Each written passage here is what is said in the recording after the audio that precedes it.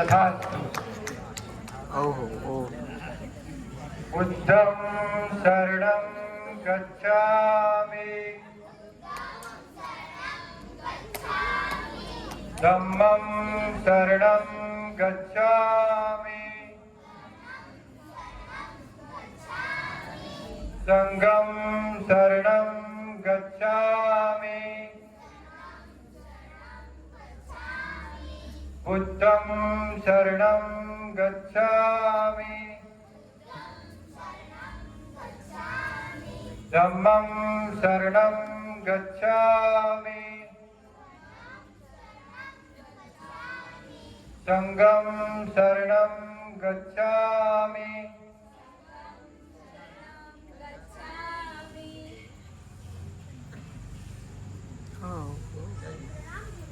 आओ बालक, कहाँ से आए हो? इतनी दूर से यहाँ किस लिए आए हो? गुरुजी, हमने आपके विद्यालय की बहुत प्रशंसा सुनी है, इसीलिए हम आपके विद्यालय में आपके साथ रहकर आपके धर्म का अभ्यास करना चाहते हैं। अतः हम आपके विद्यालय में आप हमें प्रवेश दीजिए। ठीक है, परंतु तुम जैन तो नहीं, क्योंकि इस विद्यालय में जैन को प्रवेश निषेध है। नहीं गुरुजी, हम तो बौद्ध धर्म का अभ्यास करने आए हैं। परंतु तुम बौद्ध धर्म के सूक्ष्म सिद्धांतों को पालन तो कर पाओगे? अवश्य गुरुजी, ये हमारे बड़े भाई अकलंक है, जो केवल एक बार पढ़ने में पूरा याद रह जाता है। और हमारे ये छोटे भाई बहुत बुद्धिमान है, केवल 2 बार सुनने से उनको सब याद रह जाता है। ठीक है, खुशी से पढ़ना, परंतु एक बात याद रखना, अगर इधर जैन धर्म का पक्ष लिया तो आपको फांसी की सजा सुनाई जाएगा। अवश्य गुरुजी, हम आपके नियमों का अवश्य पालन करेंगे। कक्षा में बैठिए। प्रणाम। नमस्ते।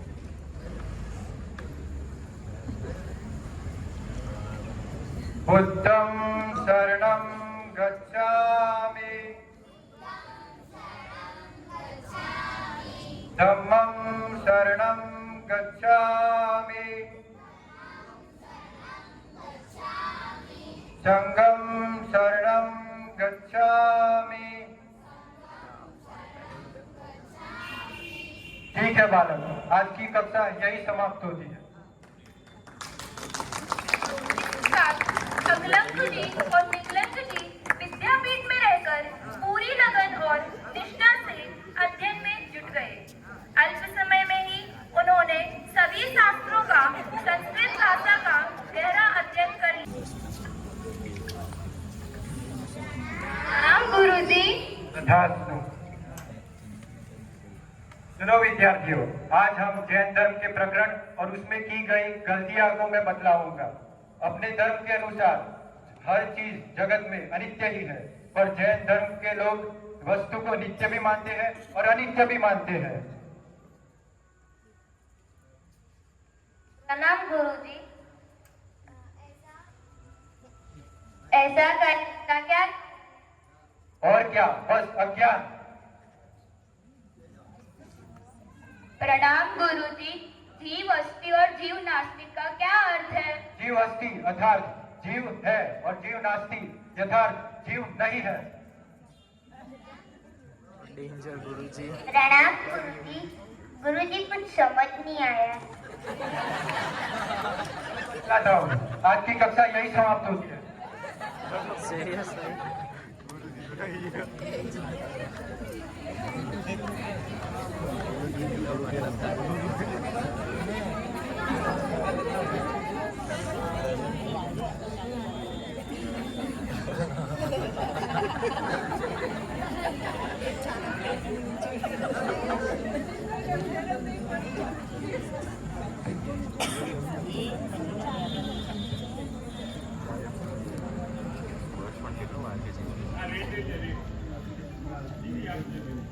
भाई देखो, यह क्या लिखा है?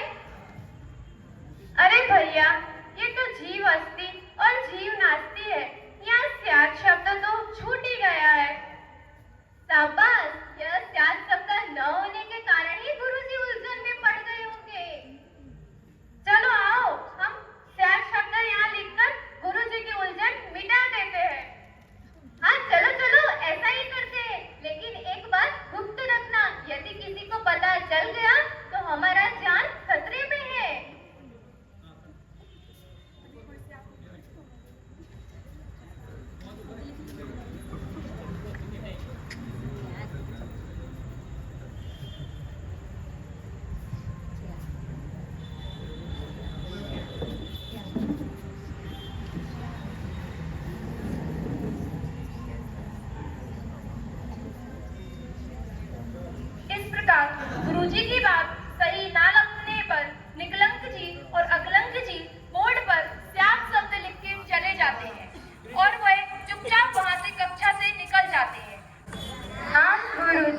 तथास्तु। तो बालकों, हम कल के जैन धर्म के प्रकरण को आज आगे समझेंगे। जीव आस्ति जीव नास्ति। अरे, ये स्यात् शब्द बीच में किसने लिख दिया?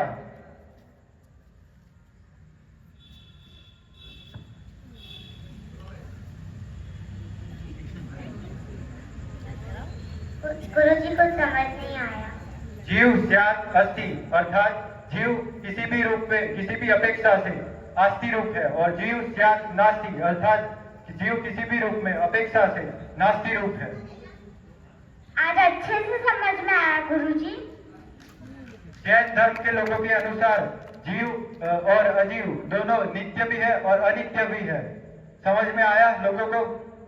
जी गुरुजी, आज बहुत अच्छे से समझ आ गया। ठीक है, आज की कक्षा यही समाप्त होती है।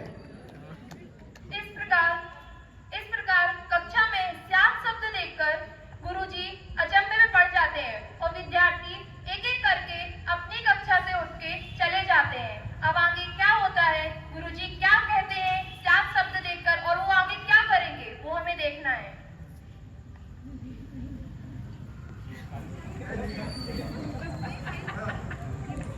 आज तो गजब हो गया। ये स्यात् शब्द किसने लिख दिया? अवश्य ही ये कोई जैन और बुद्धिमानी व्यक्ति का काम होगा। अवश्य ही हमारे विद्यालय में कोई जैन चोरी छुपे घुस आया है। मुझे उसे पकड़ना। सैनिकों, सैनिकों, ओहो, जाओ, जाके सभी बालकों को मेरे सामने प्रस्तुत करो। ऐसी आज्ञा। क्लास एंड ही क्यों किया? चलो सभी लोग, गुरुजी ने बुलाया है।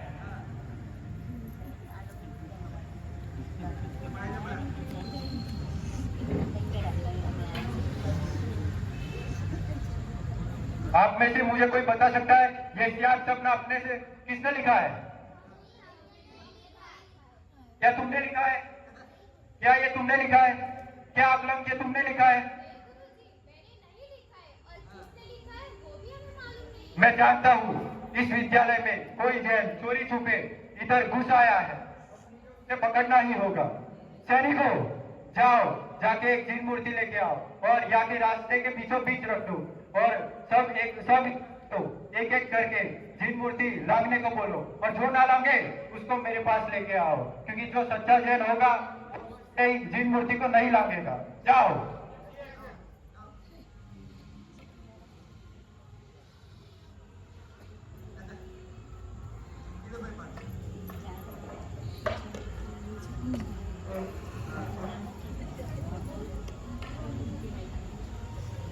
अरे भैया, ये क्या हो गया? ये चाहिए। धर्म संकट आ गया है। ये जिनेन्द्र देव हमारे इष्ट देव है। हम जिन प्रतिमा को कैसे लांग सकते हैं? हम अगर हमने नहीं लांगा तो गुरुजी हमें पकड़ लेंगे। भैया, क्यों चिंता कर रहे हो? प्राण जाए लेकिन हमें जिनेन्द्र भगवान की मूर्ति लांगनी नहीं है और अभिनय भी नहीं करना है। परंतु भैया, हमें चिंता हो रही है, अब हम कैसे बच पाएंगे? आप अत्यंत बुद्धिशाली हो, अर्थात आप ही कुछ युक्ति विचारिए।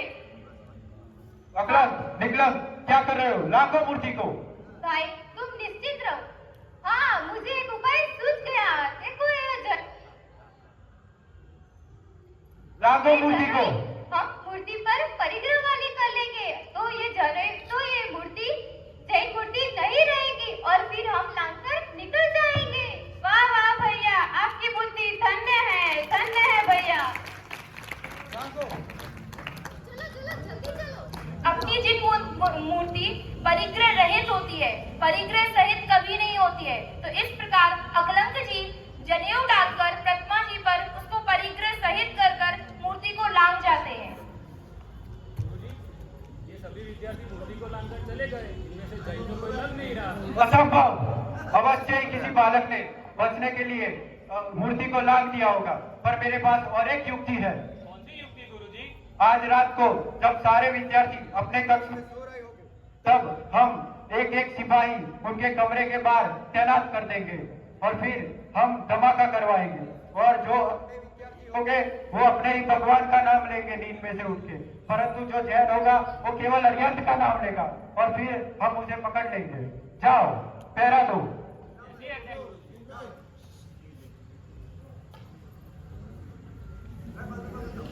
गुरुजी को क्रोध आ जाता है।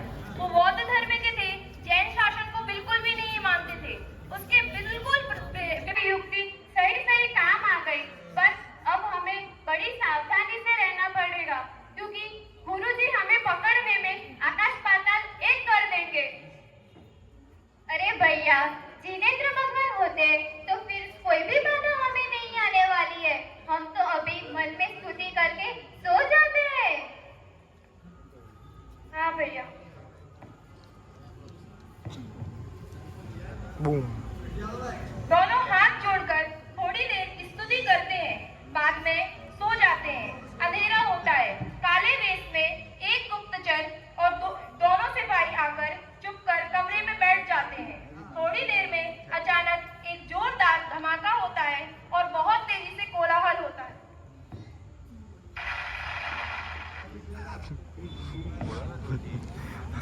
धमाका फेल्ड। अरे जी, भाई ये क्या हो गया? ये कैसी आवाज है?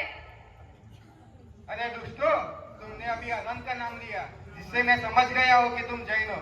चलो गुरुजी के पास, अभी वो तुम्हें सबक सिखाएगी।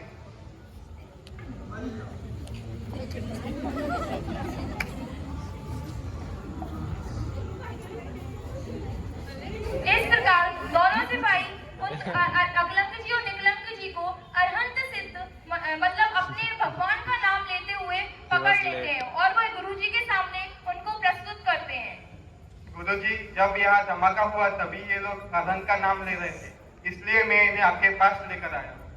वाह रे अकलंक निकलंक, तुम पढ़ने में भी चतुर हो। तुम कौन हो? तुम जैन हो? महाराज, आपकी बात सत्य है। अब वेद कुछ बचा ही नहीं है तो हम बोल ही लेते हैं। हाँ, हम ही जैन हैं और हम ही अरहंत के परम भक्त हैं। जो हो गया तो हो गया, पर मेरे पास और एक उपाय है। अगर तुम जैन धर्म छोड़ के बुद्ध धर्म अपना लो तो मैं तुम्हें फांसी से बचा सकता हूँ। नहीं, दे जाए, पर हम जिन धर्म नहीं छोड़ेंगे। जिन धर्म हमें प्राणों से भी प्यारा है और कोई भी विश्व के कोई भी भय के डर से हम अपना जिन धर्म नहीं छोड़ेंगे। प्राण जाए उसकी भी हमें कोई चिंता नहीं है। सैनिकों, जाओ, इनको तुरंत ही जेल में डाल दो और कल सुबह राजा की आज्ञा लेके इनको फांसी पे लगा देना। कैसी आज्ञा गुरु?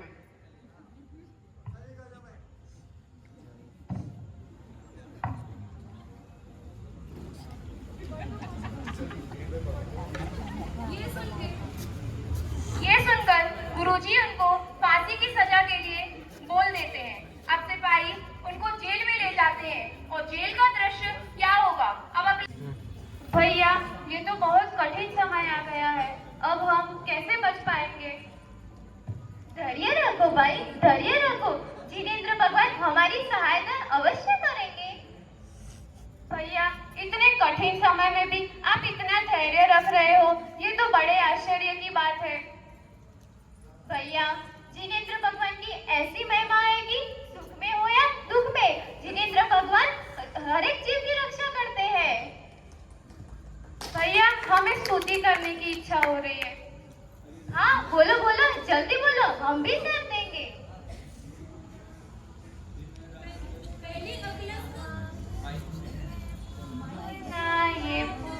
ये स्वामी, मैं भाव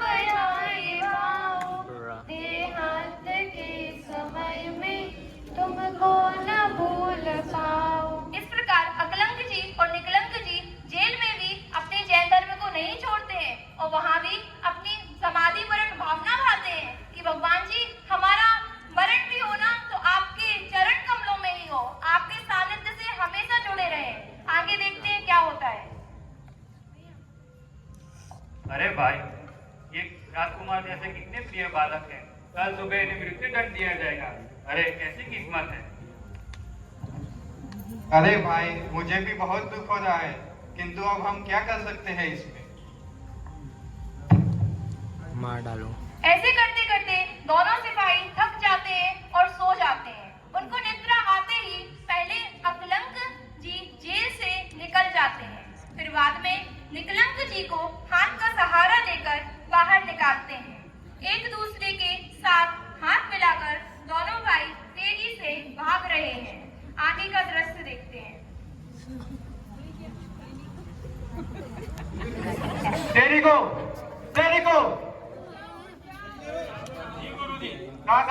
और निकलम, लेके आओ उनको, आज फांसी की सजा देनी है। जैसी आज्ञा।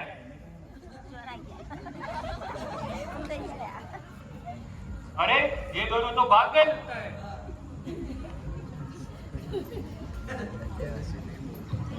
गुरु जी, वे दोनों विद्यार्थी जेल छोड़ के भाग गए। क्या वो भाग गए? अगर वो भाग गए तो अपने धर्म का बहुत नुकसान होगा, और तो बहुत बड़े बड़े विद्वानों को परास्त करने का सामर्थ्य रखता है, उसको पकड़ना ही होगा। जाओ जल्दी उसको पकड़ो। कैसी है?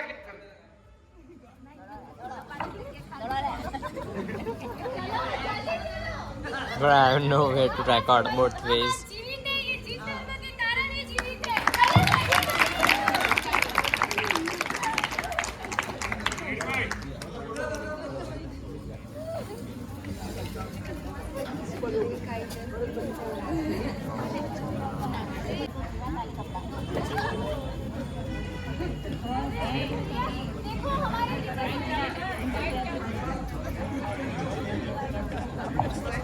अरे अरे भैया, देखो हमारे पीछे सैनिक है।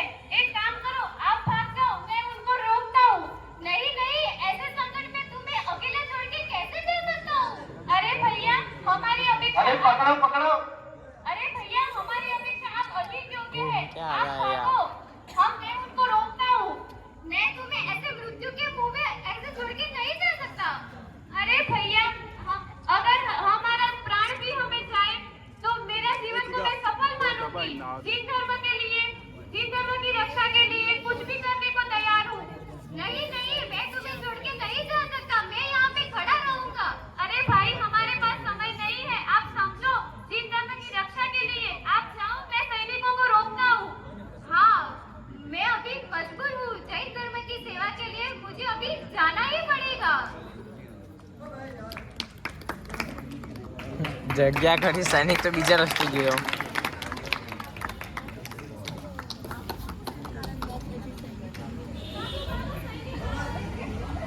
भागो भागो सैनिक आनंद। अकलंक भागने लगता है, भागकर सरोवर में छिप जाता है। निकलंक के पीछे सैनिक धमाधम करते करते दौड़ रहे हैं। निकलंक भागता भागता घूमकर रंगमहल के ऊपर आता है। वहाँ पर सामने से एक धोबी आ रहा है। અરે હા અચ્છા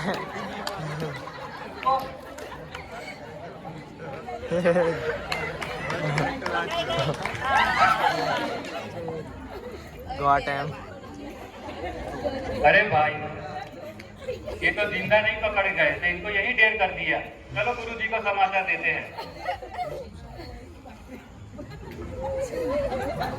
सैनिक वहाँ से चले जाते हैं और अकलंक जी अपने प्रिय भाई को ढूंढते ढूंढते आते हैं। अब निकलंक जी का क्या हुआ होगा, ये तो उनको जानने की बहुत उत्कृष्टता थी। अब निकलंक जी कहाँ होंगे, क्या वो होंगे भी या नहीं, उनको यह अंदर में डर सताया जा रहा था। अब आगे देखते हैं, वो निकलंक जी को देखते हैं तो कैसे हो जाते हैं। निकलंक भाई, निकलंक भाई, निकलंक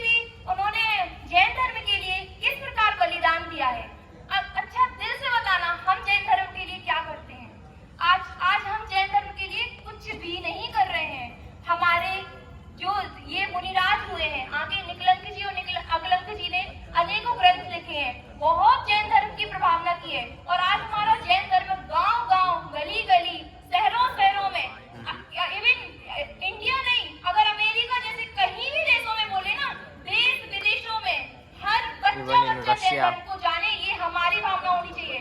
लेकिन उनकी भावना ये थी कि गांव-गांव में, गली-गली में जैन धर्म होगा और आज बिल्कुल सच है कि हमारा जैन धर्म अनेकों जगह पे है, देश विदेशों में सभी जगह है।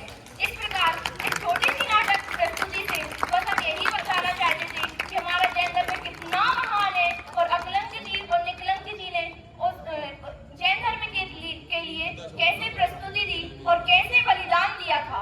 जैन धर्म महान है, महान था और महान रहेगा। जिंदरम जिंदरम तेरा संधावरण, तेरी रक्षा में प्राण विदत देंगे हम रहे ना रहे इसका कुछ गम नहीं, तेरा नाम अमर कर देंगे हम।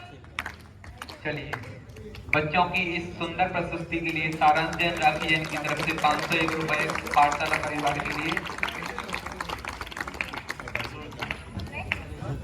500 रुपया विरोचना विनोद चंद्र तरफ की।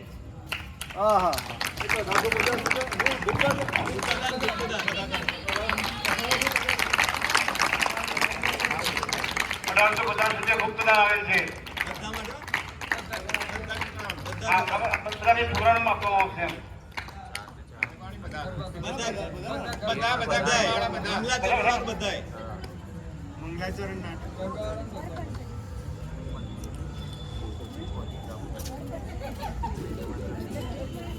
बीच में खींच सकता हूँ।